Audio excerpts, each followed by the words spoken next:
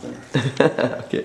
So the Mad God was great, amazing movie. Thanks. Yeah, because I think the Star Wars is a kind of perfect movie, but I always, think the chess scene is too short. Yeah, well, George didn't have any money and we didn't have any time. So the Mad God is kind of, all over the chess scene. I know, none of us could believe it, Yeah. So it took 30 years.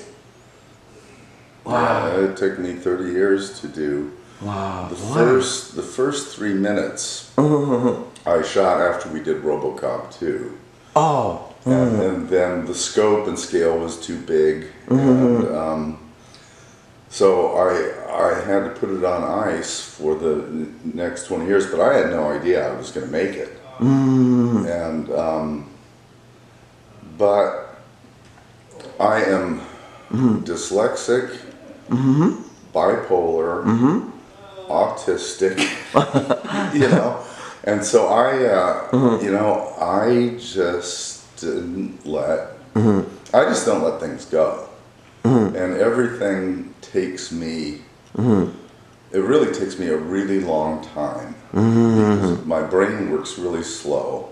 Oh no. And I have to feed it. When I want to do something, big. And so I spent the next 20 years just studying and doing drawings and storyboards and designs, and then miraculously I even forget. It's like around 2010 or so. 2010.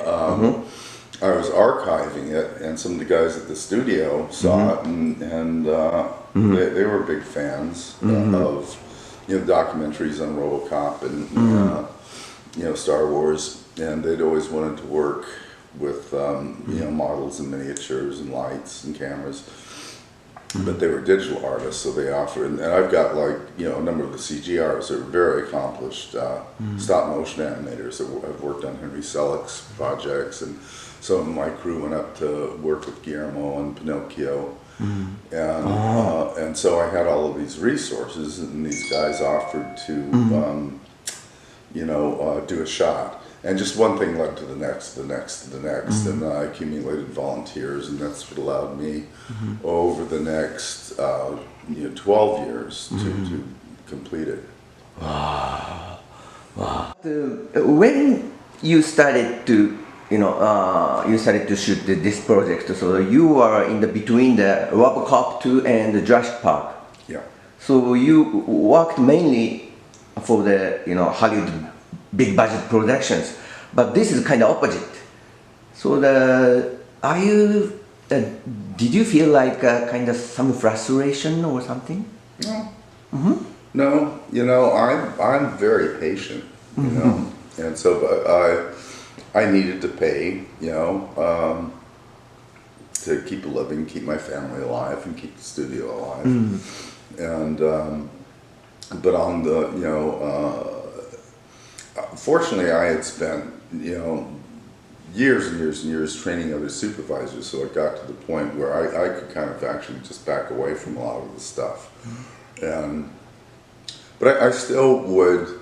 Yeah, as I was making that transition, I would still be working on Mad God, whenever I could, more conceptually, until the guys volunteered to, restart the project. In the technology, so that you kind of developed many, cutting edge, technologies like Go Motion and DID, but this is. Mad God is very kind of basic stop motion. So why did you get back to the basics? Well, I always liked stop motion, as an art form, and that's what I do, And so I had I accumulate ideas. And when I was maybe around 10 years old, my dad was an artist and saw that I was interested in monsters. And he showed me a book of Hieronymus Bosch paintings. And it's not that I can say, oh, I want to make a movie about Hieronymus Bosch, but that never really left me. And so, and then I just, along the way, I pick up things. And all the projects that I'm working on now, I started back in 2000. So it takes me about 20 years to I operate almost exclusively, at least conceptually, from my unconscious, and when asked like how, do you do these things, it's much like an interview with,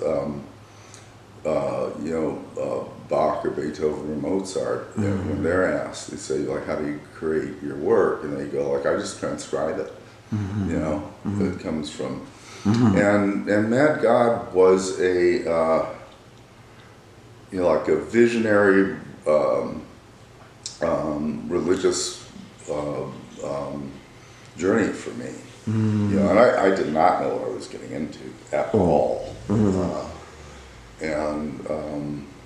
Are you aware of Carl Jung's book, The Red Book?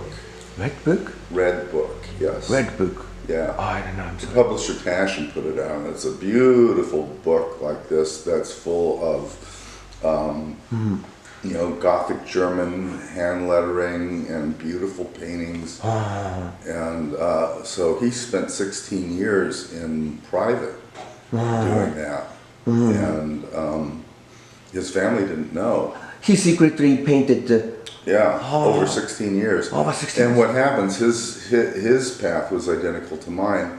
It's the classic Joseph Campbell's hero's journey, because the hero starts out, King Arthur tells, whoever to go, on this quest for the Holy Grail. And so you start down a path, and it leads to another path, and there's like a talking crow that tells you where to go, and this and that. And it's literally that, it's my talking crows are like the crew that I pick up, like I was so lucky to have Dan Wohl, the composer, and Richard Beggs, the sound designer, who goes back to the Apocalypse Now, Academy Awards, and all this stuff, that somehow saw something in this thing to work on it for years, and